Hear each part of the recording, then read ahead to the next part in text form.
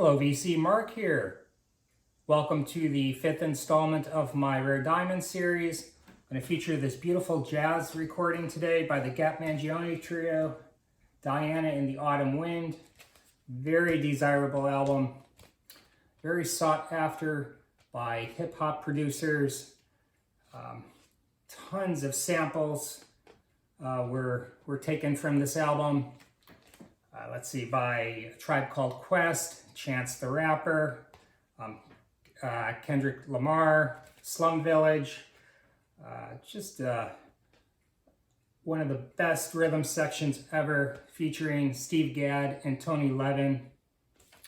Released in 1968. This is significant for many, many reasons. Number one, this is the first album that Tony Levin played on. Steve Gadd actually studied with John Beck. I'm a friend of John Beck. John was a professor at the Eastman School of Music for many years. He was a percussionist with the Rochester Philharmonic Orchestra. Just a brilliant man. Tony also studied at the Eastman School of Music. Let's see, beautiful artwork. I just love that photo.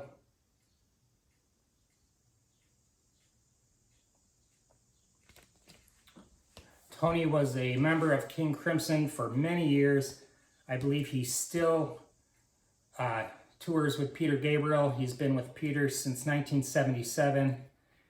Tony's played on countless recordings, from Pink Floyd to John Lennon, Paul Simon, just about everyone. Lou Reed, David Bowie. Then you have Steve Gadd, one of the greatest drummers of all time. Jazz, well, classically trained. He can play jazz, he can play rock, pop. One of the most sought after studio musicians from the 70s and 80s. Good chance if you own a recording from that period. Steve is on the drums. Some artists of note would be Steely Dan, Paul Simon. Just incredible. I'm going to play you a bit of the Graduate medley, and that is a medley of some Simon and Garfunkel songs, Scarborough Fair, The Sound of Silence, and Mrs. Robinson.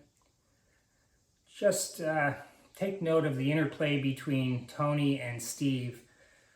Steve's nuanced playing, his ghost sticking, just, I understand why this is such a sampled recording. The rhythm section is just awesome. It's tight, they swing, it's perfection.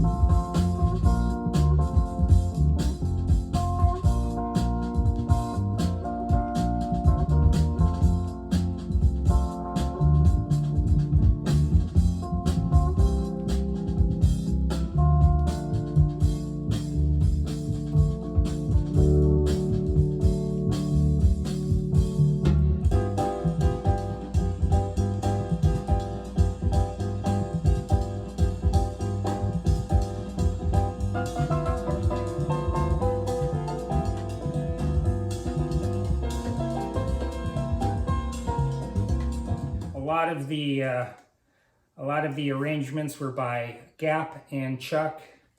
Of course, they're brothers. They cover a Sonny Rollins track, St. Thomas. They do a cover of the Beatles' Yesterday.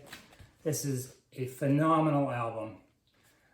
There's one available on Discogs, and they're asking $250 for it. It's a little bit high. This album has sold for as much as $300. I would say $100, $125 is a fair price. Mine is in near mint minus condition on the original GRC label. This was reissued in the early aughts, I believe, on CD only.